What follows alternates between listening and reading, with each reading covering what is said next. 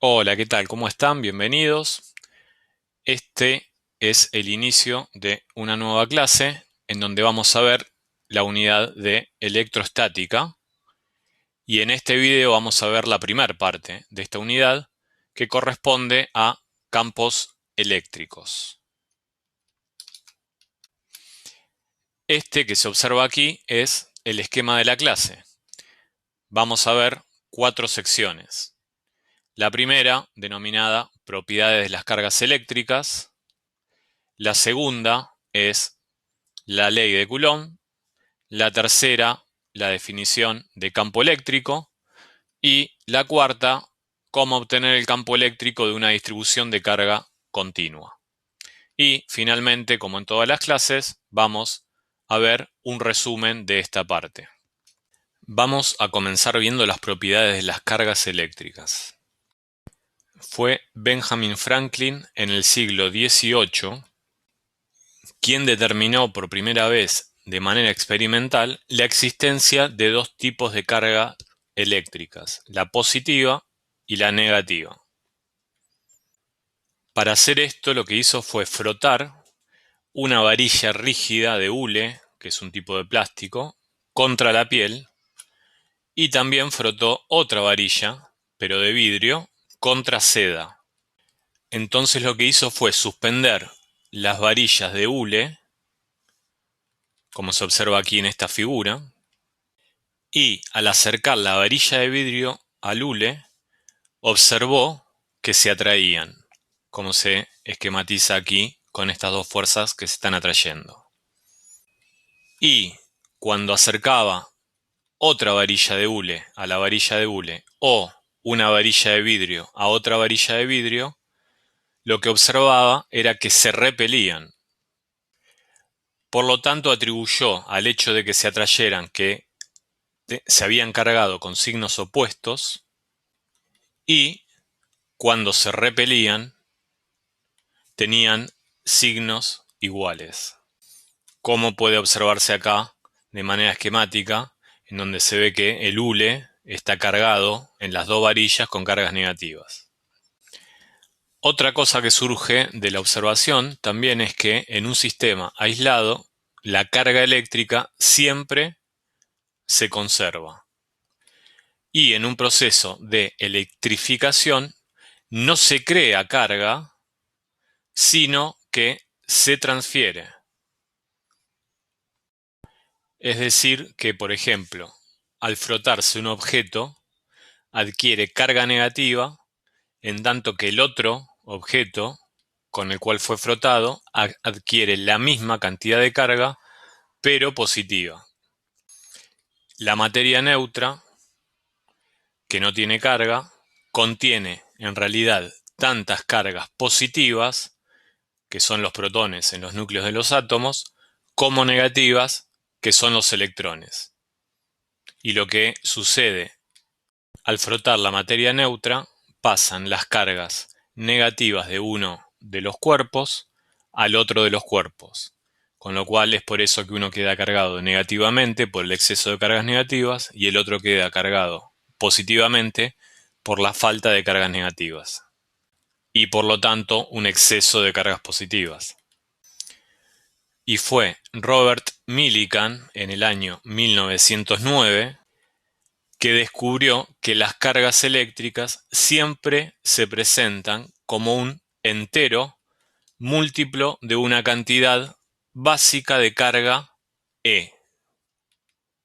Y esto dio lugar a la cuantización de la carga, que quiere decir que la carga eléctrica existe en forma de paquetes discretos y la cantidad de carga está dada por la siguiente expresión. La carga Q es igual a N por E, que es esta cantidad de carga básica que habíamos dicho antes, en donde N es un número entero. Es decir, N puede ser igual a 0, a 1, a 2 y también a menos 1, a menos 2. Es decir, que Q puede ser tanto negativa como neutra como positiva, pero siempre múltiplos de la cantidad de. Y a partir de experimentos del mismo periodo que el de Millikan, también se observó que el electrón tiene una carga que es igual a menos E y el protón tiene la misma cantidad de carga que el electrón, pero de signo contrario, es decir, más E. La unidad de carga en el sistema internacional se denomina Coulomb y se representa por la letra C mayúscula. Y la cantidad de carga de estos paquetes discretos E, que ahora como puede verse aquí es la carga de un electrón, es igual a 1,602 por 10 a la menos 19 Coulomb. Ahora pasamos a la siguiente sección denominada Ley de Coulomb. Una carga puntual es una partícula cargada y de tamaño infinitesimal. Electrones y protones se representan justamente como cargas puntuales. Fue Charles Coulomb, en el siglo XVIII, quien midió las magnitudes de las fuerzas eléctricas entre objetos con carga. Y así se estableció la denominada Ley de Coulomb, que establece que la fuerza eléctrica ejercida por una carga Q1 sobre una segunda carga Q2 está dada por la siguiente expresión. La fuerza que realiza la carga 1 sobre la carga 2 es igual a una constante que se denomina constante de Coulomb por el producto entre las cargas 1 y 2 dividido r al cuadrado, en donde r es la distancia entre las dos cargas, por el versor 1, 2, que es el versor que está en la dirección que va desde la carga 1 hacia la carga 2. Como se representa aquí en esta imagen, en donde se observan, por ejemplo, la carga 1 y la carga 2, cuando son las dos positivas, que están separadas a una distancia r y que tienen el versor que apunta desde la carga 1 hasta la carga 2 y se denomina el versor R12. Y debido a la tercera ley de Newton, la fuerza que ejerce la carga 2 sobre la carga 1 tiene que ser igual a menos la fuerza que ejerce la carga 1 sobre la carga 2. Con lo cual, si observamos los signos de las cargas, en el caso que las dos cargas tengan el mismo signo, con lo cual el producto entre las cargas da positivo, entonces la fuerza es una fuerza de repulsión, porque si este producto es positivo, entonces la fuerza tiene la dirección del versor, entonces la fuerza que ejerce la carga 1 sobre la 2 también tiene esta misma dirección, es decir, tiene dirección de la carga 1 hacia la carga 2. Y por la tercera ley de Newton, la fuerza sobre la otra carga tiene que tener sentido opuesto. Por lo tanto, la fuerza entonces es repulsiva.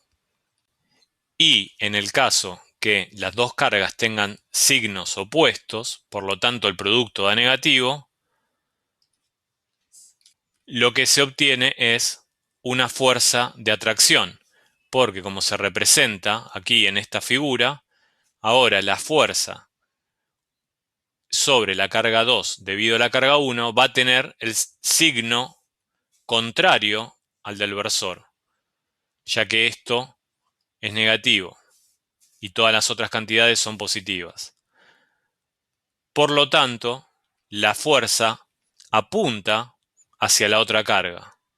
Y, nuevamente, por la tercera ley de Newton, la fuerza que está ejercida sobre la otra carga, es decir, sobre la 1, tiene que tener el sentido opuesto y, por lo tanto, la fuerza que se ejercen es atractiva.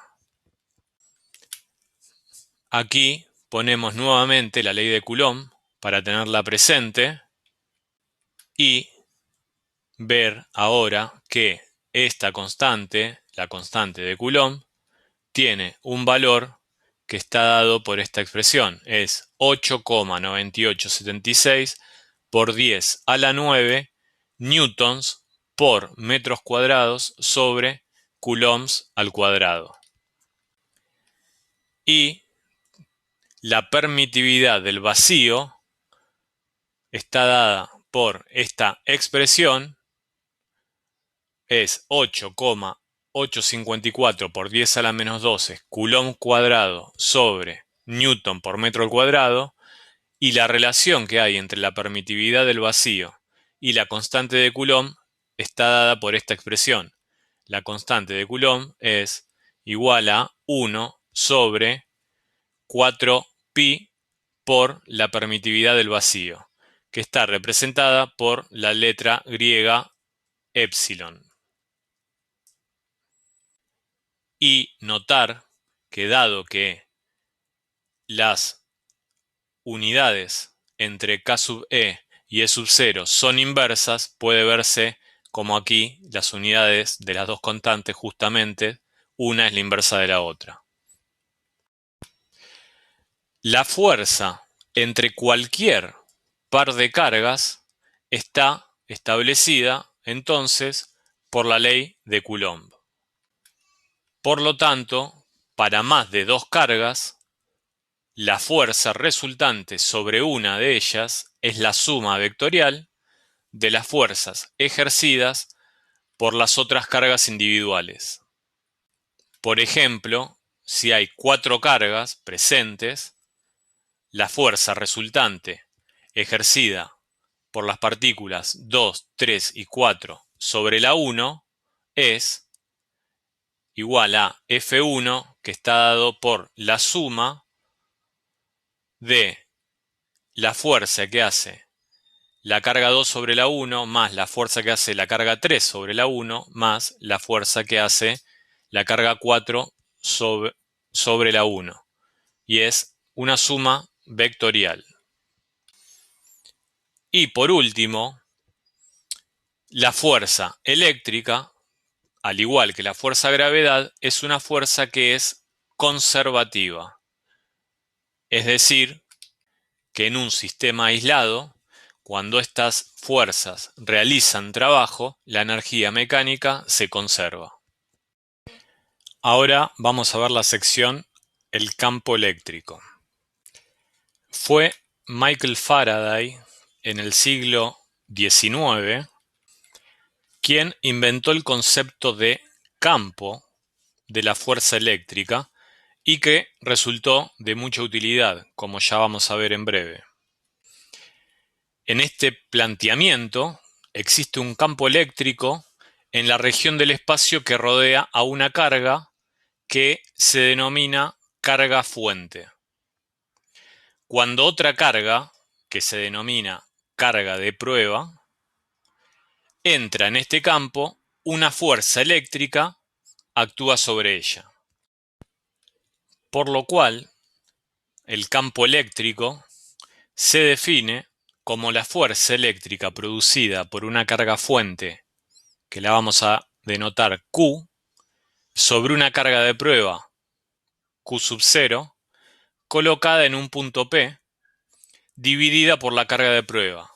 Es decir, matemáticamente el campo eléctrico va a estar definido por esta expresión. Es la fuerza eléctrica que ejerce Q sobre Q0 por unidad de carga de Q0, con lo cual hay que dividirla por Q0.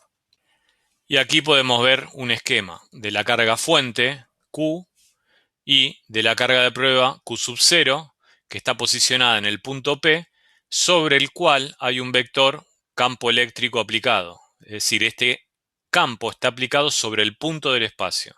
Y al colocar la carga de prueba sobre ese punto, sobre esa carga de prueba actúa una fuerza que está generando ese campo.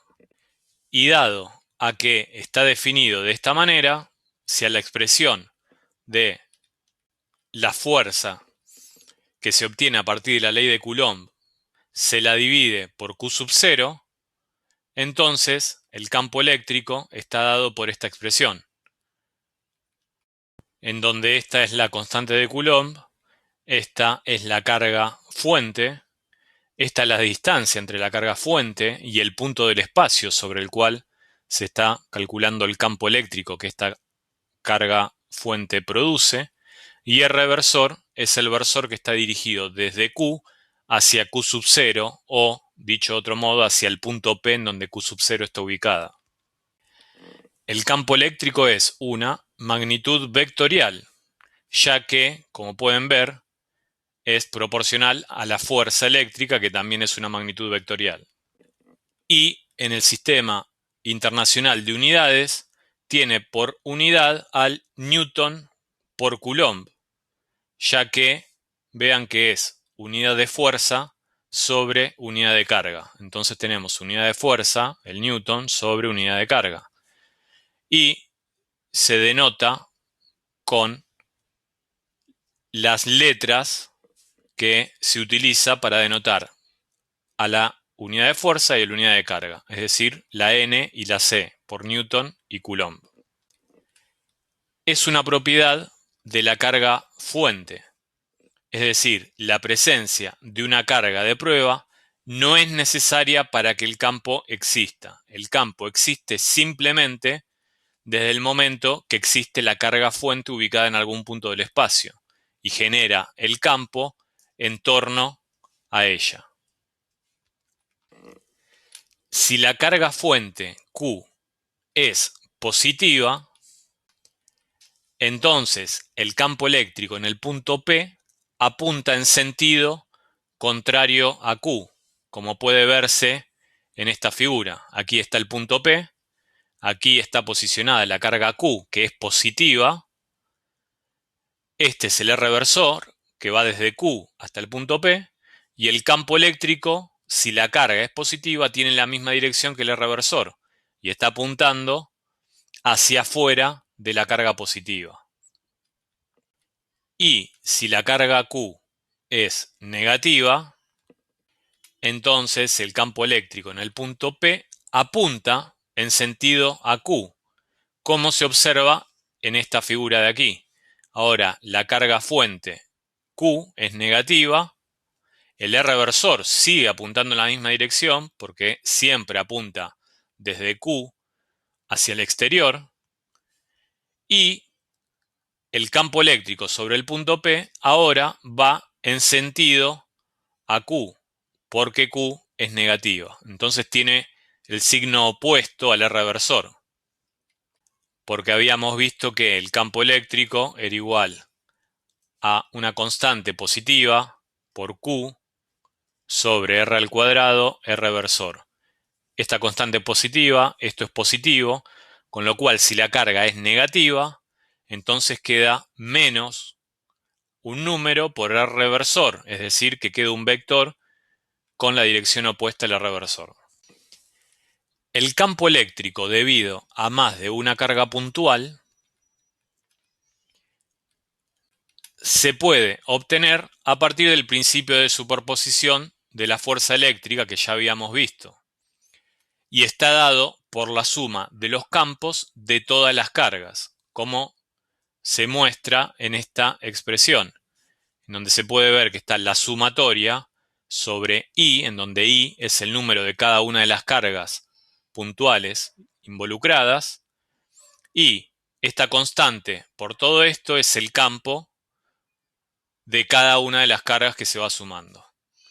R sub I es la distancia desde la carga fuente Q sub I hasta el punto P. Y R versor sub I es el versor que está dirigido desde la carga Q sub I hacia el punto P. Entonces, a partir de esta ecuación que muestra la superposición de todos los campos de todas las cargas, se puede obtener cuál es el campo eléctrico en cualquier punto del espacio. Por ejemplo, si estas dos cargas están ubicadas a una cierta distancia en el espacio y uno quiere calcular cuál es el campo eléctrico en este punto P, Bueno, es la suma del campo eléctrico que produce esta carga más el campo eléctrico que produce esta carga, que tiene esta dirección. Con lo cual, si uno utiliza la regla del paralelogramo, el campo eléctrico total que está aplicado sobre el punto P va a tener aproximadamente esta dirección. Ahora vamos a ver la sección campo eléctrico de distribución de carga continua. Con mucha frecuencia es necesario modelar un sistema de cargas como si fuera continuo. Aquí en esta figura se puede ver un ejemplo de una carga en volumen que se va a modelar como continua porque el punto P en el que se quiere calcular el campo está demasiado cerca, con lo cual no puede ser considerada como una carga puntual. Y esa carga puede estar distribuida de tres maneras. En el primer caso puede estar distribuida a lo largo de alguna línea. En el segundo caso puede estar distribuida sobre alguna superficie.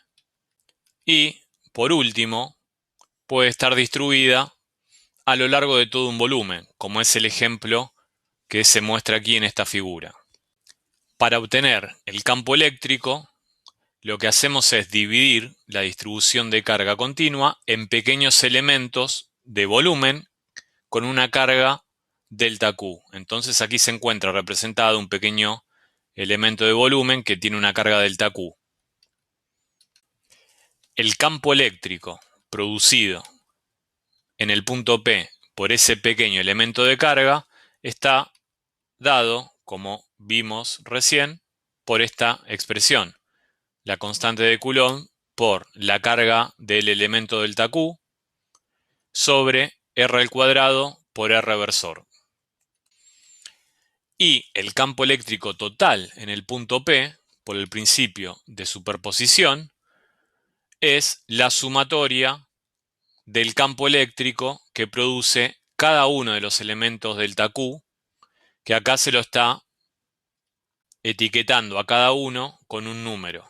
Por eso I es un número que va entre 1 y n, en donde n es la cantidad total de elementos de volumen en el que se divide toda la distribución de carga.